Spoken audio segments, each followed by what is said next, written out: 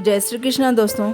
देवी सीता की तलाश में हनुमान जी जब लंका पहुँचे तो लंका में हाहाकार मचाने के बाद उन्होंने देवी सीता के सामने यह प्रस्ताव रखा कि हे माता, आप चाहे तो मैं आपको अभी रावण की अशोक वाटिका से निकालकर प्रभु श्री राम के पास पहुंचा दूं। पूरी लंका की सेना भी मेरा कुछ नहीं बिगाड़ सकती है।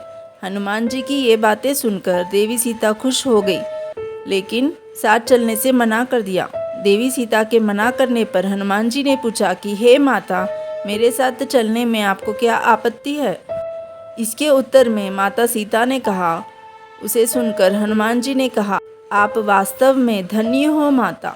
आप अपनी कोई निशानी दीजिए जिससे प्रभु राम को विश्वास हो जाए कि आप सकुशल है और मैं आपसे मिलकर आया हूँ। देवी सीता ने अपना चूड़ामणि तब हनुमान जी को दिया। आइए जानते हैं देवी सीता ने हनुमान जी को क्या कहा था।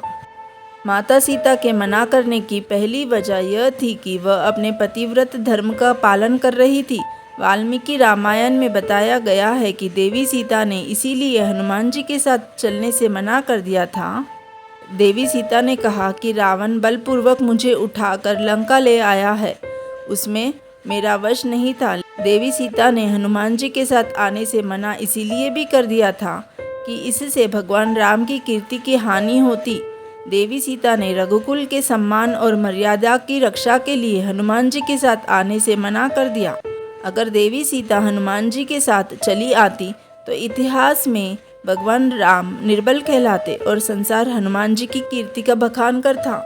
शास्त्रों में कहा गया है कि पत्नी का धर्म होता है कि पति के मान और सम्मान और उनके कुल परंपरा का पालन करे। देवी सीता ने इस कारण से भी साथ चलने से इनकार कर दिया। देवी सीता का हरण करके रावण ने रघुकुल का अपमान किया था। जिस रघुकुल के राजाओं से देवता भी सहायता मांगते थे, राजा रावण ने उस रघुकुल की बहू का हरण करने का अपराध किया था। देवी सीता नारी जाति के सम्मान का प्रतिनिधित्व कर रही थी। वह एक राजकन्या थी। जो इनका अपहरण कर सकता है वह सामान्य स्त्रियों के साथ कैसा व्यवहार कर सकता है?